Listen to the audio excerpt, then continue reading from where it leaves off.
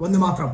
अग्निवीर अमृतपाल सिंह, जिनका एक अंतिम संस्कार का एक वीडियो जो वायरल हुआ है। मैं ट्रेनिंग में था, उसके बाद नवरात्रि का पहला दिन है तो ट्रैवलिंग, और मैं जनरली ट्रेनिंग पे जब खुद बोलते हैं कि मोबाइल का उपयोग नहीं तो हम खुद नहीं करते हैं, इसलिए दूर रहता हूँ। जब देखा तो बहुत सारा इस पर बहुत सारे लोगों के बहुत सारे कमेंट्स और वो सब देखे। अब यहाँ पर दो है जो आपको जानना बहुत ज़रूरी है। मैं सिर्फ एक बात कहता हूँ, सबसे पहले तो यहाँ पर जो 16 को जो नगरोटा में है आर्मी की, उसने एक चीज़ अपना जो ऑफिशियल अकाउंट से एक लिखा है कि सेल्फ इन्फ्लिक्टेड इंजरी है, गन शॉट है, जिसके कारण इस बच्चे की मृत्यु हुई है। तो एक ये वर्जन है जिस पर कोर्ट ऑफ इंक्वायरी जो है वो ऑलरेडी चालू हो गई है। लेकिन मैं रक्षा मंत्रालय से एक बात बहुत निवेदन करना चाहता हूं कि देखिए, मैं पहला व्यक्ति था जिसने आपके इस स्कीम का खुलेआम सबके खिलाफ जाके और मैंने इसका समर्थन किया था। यहां पर बात यह आ रही है कि यदि ये बच्चा लाइन ऑफ ड्यूटी पर शहीद हुआ है तो इसको शहादत का सम्मान मिलना चाहिए, क्योंकि इज्जत से बड़ा पैसे से माँ बाप का बच्चा थोड़ी लौटने वाला है। तो एक ये बहुत बड़ी बात है। और दूसरा ये है कि कहां गए वो लोग जो सिखों के बलिदान पर सवाल उठाते हैं, क्या मुंह में बवासीर हो गया क्या? तो ये मत किया करो यार। और तीसरा एक जो मेरा पॉइंट है वो ये है कि सरकार को इसको हाईएस्ट लेवल पे एक इंक्वायरी होना चाहिए और उसका जो भी आउटकम आता है ये पब्लिक को बताना चाहिए, क्योंकि इसमें क्या होता है ना, बहुत सारी भ्रांतियां भी फैल रही हैं, मुझे जो लग रहा है। इसलिए मैंने क्या कहा कि पहले मैंने जैसे इस खबर को, बहुत सारे लोगों के बच्चों के कुछ के मैसेज थे, कुछ ऑफिशियल्स, कुछ मेरे दोस्त हैं उनके आए, फिर मैंने इस पर जितना मुझे 1.5-2 घंटे में जो चीज मैं समझ पाया है, जो लोगों से बात की, तो कंसर्न ये है कि 2 वर्जन है, आप समझ लें। एक तो ये है कि उस बच्चे का सेल्फ इन्फ्लिक्टेड जो इंजरी के कारण जो गन शॉट हुआ उसके कारण उसकी मृत्यु हुई है, तो एक ये वर्जन है। दूसरा ये है कि अगर उसकी रजौरी सेक्टर में जो उसकी शहादत हुई है तो उसको गार्ड ऑफ ऑनर और जो बलिदान क्यों नहीं। मैं सीधी सी बात ये कह रहा हूं कि अगर उस बच्चे की शहादत हुई है, क्योंकि मैं कोई ऑफिशियल नहीं हूं, मैं जब तक इसकी मेरे पास पूरी जानकारी 100% नहीं है, मैं कोई अफवाह नहीं फैलाना चाहता हूं। तो दोनों पक्षों की मैं आपको बात बताना चाहता हूं क्योंकि बहुत चल रहा है इसमें।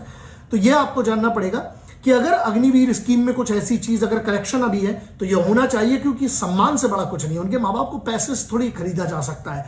जिसका बेटा गया है, जिसका बच्चा गया है, उसका एक चीज तो सबसे इंपॉर्टेंट है, वो क्या है? सम्मान।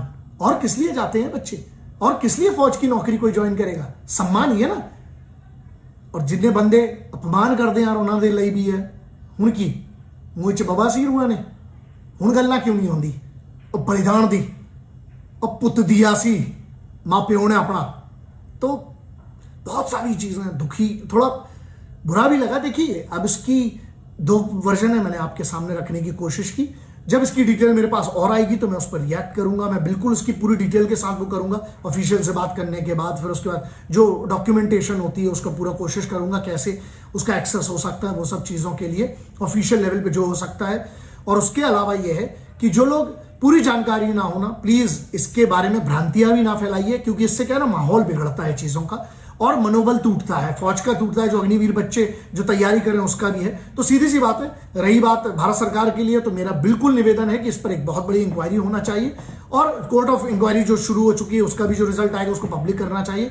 और चौथा एक पॉइंट यह है कि कृपया करके, अगर अग्निवीर स्कीम में ये वाली बात नहीं, आप जितने लोगों को रिटेन करते हैं, 5% करें, 25% करें, 50% करें, जो भी बच्चे रिटेन होते हैं, अगर ड्यूटी पर शहादत होती है ना, तो मुझे भरोसा है और मैं इस चीज का बिल्कुल निवेदन करता हूं कि उनको सर्वोच्च बलिदान दिया है उनने राष्ट्र के लिए, उनको सम्मान मिलना चाहिए। इसके अलावा कोई कुछ नहीं दे सकता इन बच्चों को और इनके परिवारों को, माँ बाप को आप क्या दोगे साहब?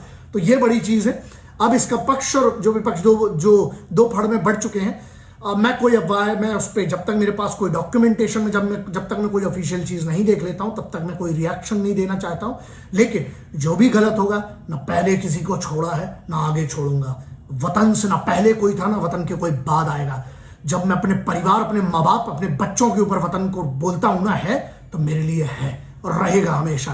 तो अगर इसमें हक की बात होगी तो ये आदमी सबसे पहले खड़ा होगा, पहले भी था, आज भी हूं, और जिस्म की आखिरी बूंद तक और आखिरी सांस तक मैं इस वतन के योद्धाओं के लिए, सिपाहियों के लिए, किसानों के लिए और युवाओं के लिए, बच्चियों के सम्मान के लिए, आत्म सुरक्षा के लिए, बच्चियों का सम्मान जो है उसके लिए, और फौज की किसी भी, जो आदमी फौज के खिलाफ जाएगा, चाहे कोई भी किसी भी स्तर का, पहले भी बात करते आया था, आगे भी करता रहूंगा। तो बस पूरी जानकारी हासिल करने के बाद आप लोग कोई रिएक्ट कीजिएगा और एक आंदोलन शुरू कीजिएगा। और अगर गलत है तो गलत है, चाहे वो कोई हो। यही मैंने सीखा है माँ भगवती महाकाल और अपने माता पिताजी और अपने गुरुओं से। वंदे मातरम, भारत माता की जय।